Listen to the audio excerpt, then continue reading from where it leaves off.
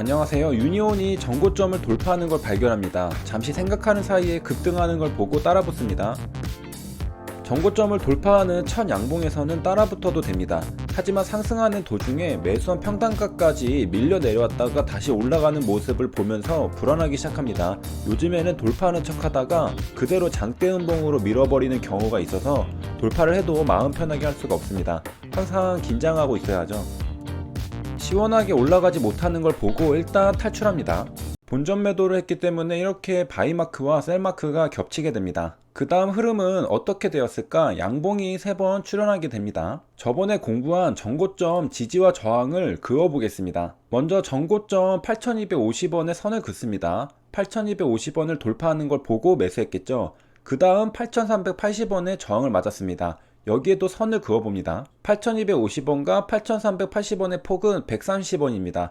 똑같이 위에도 선을 그어봅니다. 8380원 플러스 130원은 8510원입니다. 과연 어떻게 되었을까요? 신기하리만큼 8910원에 저항을 맞고 떨어지게 됩니다. 우리가 살펴본 두 가지 사례에서는 이렇게 정확하게 저항 자리를 예측할 수 있었습니다. 이쯤 되면 혹할만 하죠. 이후 흐름을 보면 정확히 고점이었던 걸 알 수 있습니다. 전고점에서 지지 역할을 하고 반등하는 것도 발견할 수 있습니다. 유니온은 왜 상승했을까? 요소수가 품절이 났는데요. 요소수는 무엇이고 우리 삶에 어떤 영향을 미칠까? 1월에 물류 대란이 올 것이란 이야기도 있습니다. 화물차가 등장하죠. 사진은 서울의 한 주유소에 설치된 요소수 자동 주입기인데요.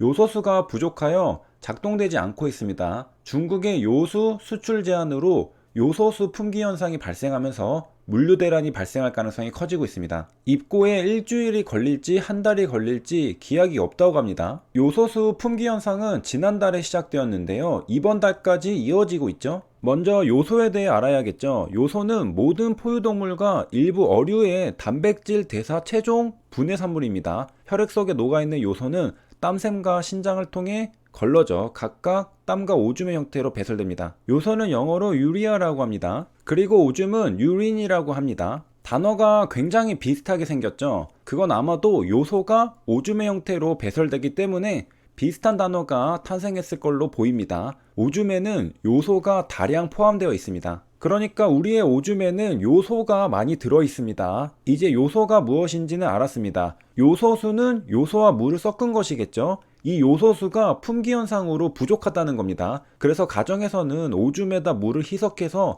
사용하려는 경우도 있다고 합니다. 그런데 주의할 점은 이 과정에서 불순물이 섞여 들어가면 자동차를 망가뜨릴 수 있다는 점입니다. 요소는 극성을 가지고 있는 물질이라서 물에는 잘 녹습니다. 생각해보면 우리는 이미 추측해볼 수 있습니다. 요소는 우리의 오줌에 많이 들어있죠. 오줌은 물이죠. 우리가 물을 많이 마시면 오줌을 많이 누게 되잖아요. 오줌을 구성하는 건 물이라는 걸 알 수 있고요. 요소가 물에 녹아 우리의 오줌이 되는 겁니다. 그러므로 우리는 경험을 통해 요소가 물에 잘 녹는다는 걸 알 수 있습니다. 요소의 화학식은 CH4N2O입니다. 이렇게 생겼죠? 가운데 탄소가 있고요. 한쪽에는 산소가 있습니다. 그리고 다른 양쪽에 각각 NH2가 붙어 있습니다. 그렇다면 자동차에서 도대체 왜 요소수를 사용하는 건가? 바로 디젤 엔진에서 배출되는 질소 화합물을 요소수를 통해 분해해 질소, 이산화탄소, 물로 배출할 수 있습니다. 한마디로 오염 물질을 줄여주는 게 요소수입니다.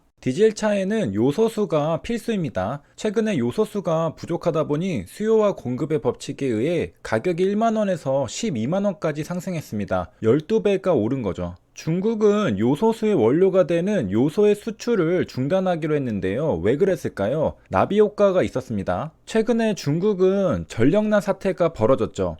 일련의 사건들이 돌고 돌아 영향을 미쳐 여기까지 온 건데요. 먼저 최근에 중국 정부는 호주산 석탄의 수입을 금지했습니다. 그러다 보니까 석탄 발전이 감소하고 전력난이 발생했습니다. 그러다 보니 요소도 생산량이 급감하게 되었습니다. 중국도 요소수를 써야 하기 때문에 일단 중국에서 써야 할 게 뻔하죠. 그래서 중국이 지난달 10월 15일부터 요소 수출을 전면 금지했습니다. 중국 내부에서도 요소가 부족할 텐데 외부로 요소가 빠져나가는 걸 막겠다는 것이죠. 그런데 이러한 중국의 요소 수출 금지로 한국이 크게 타격을 받게 되었습니다. 왜냐하면 97%가 중국 중국산을 사용하기 때문이죠. 요소는 한마디로 암모니아인데요. 국내 요소수 시장은 그냥 마비도 아니고 전면 마비가 되었습니다. 왜냐하면 중국산 원료의 97%를 의존해 왔었기 때문이죠. 이제는 기름값보다 비싼 요소수도 등장했습니다. 시중 일부 주유소에서는 요소수가 휘발유보다 3배 이상 비싼 가격에 팔리고 있었다고 합니다. 중국에서 전면 수출 금지를 하니까 요소수가 부족한 수준이 아니라 아예 없는 수준입니다.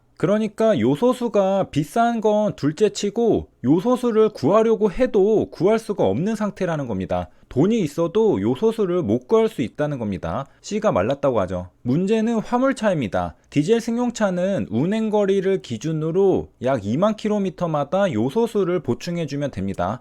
하지만 화물차는 질소 산화물 배출량이 상대적으로 많아서 100km를 달릴 때마다 요소수 1리터를 보충해줘야 합니다. 화물차가 승용차보다 20배나 더 자주 보충해줘야 하죠. 그런데 요소수가 없다 보니 화물차가 달릴 수가 없게 되었습니다. 그리고 화물차가 달릴 수 없게 되니까 물류대란이 오는 게 아니냐는 우려도 생기고 있는 겁니다. 그런데 이쯤에서 궁금한 게 있죠. 요소수가 없으면 요소수 없이 그냥 달리면 되지 않겠느냐? 기름이 없는 건 아닌데 차가 못 달릴 이유가 없다고 생각할 수 있습니다. 디젤차에 요소수를 보충하지 않으면 어떻게 되길래 요소수를 찾아다니는 걸까요? 바로 시동이 걸리지 않습니다. 요소수 시스템이 적용된 디젤 차량을 탈 경우 요소수를 넣어주어야 시동을 걸 수 있습니다. 계기판을 보면 요소수가 부족합니다라는 알람이 뜨는데요. 이러면 요소수를 보충해줘야 합니다. 그렇다면 왜 이런 요소수 시스템을 도입한 걸까요? 앞서 말했듯이 오염물질을 줄여주는 게 요소수입니다. 요소수는 바로 유럽연합 EU가 질소산화물을 줄이기 위해 내놓은 규제 기준입니다. 질소산화물은 미세먼지의 주범인데요. 요소수를 배기가스에 뿌리면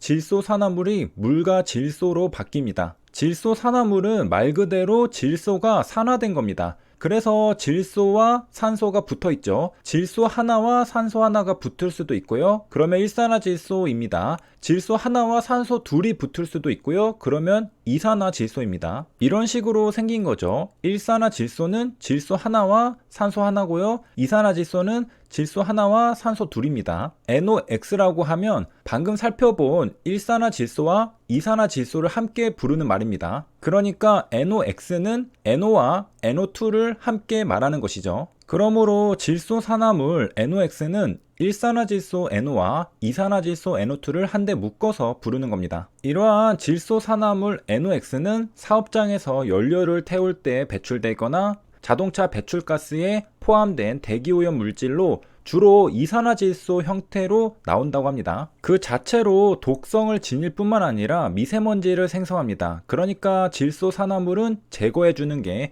우리의 지구를 아끼고 사랑하는 일이 될 겁니다. 그래서 유럽연합은 질소산화물을 줄이기 위해 요소수를 사용해서 줄이라고 했던 겁니다. 특히 이산화질소는 인체에 유해하다고 하는데요. 그러니까 우리가 도로에서 자동차가 지나다닐 때 매연 냄새를 맡아서는 안 되겠습니다. 몸에 안 좋다는 겁니다. 여기까지 요소수에 대해 알아봤는데요. 유니온은 바로 품절난 요소수의 5대 브랜드 불스원의 지분을 보유하고 있었습니다. 그래서 상승했던 것이죠. 불스원의 주식 10%를 보유하고 있습니다. 여기까지 시청해주셔서 감사합니다.